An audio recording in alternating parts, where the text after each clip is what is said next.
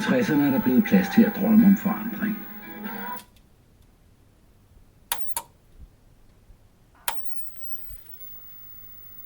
Hvor vi så alle sammen via musikken faktisk begyndte at stille spørgsmålstegn ved autoriteterne. Frække, provokerende tekster, og det var langhårede musikere. Og i hele den periode der er vi jo unge samtidig alle sammen. Og når man er ung, jamen, så kommer der jo kærlighed ind over, og kønnene bærer på hinanden.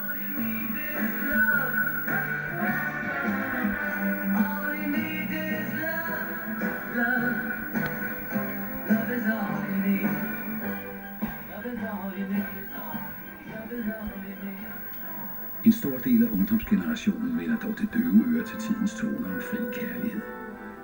De fleste vælger stadig at holde sig til den eneste ene, og så i øvrigt glæde sig til den dag, hvor man er blevet gift og kan lukke sin helt egen dør.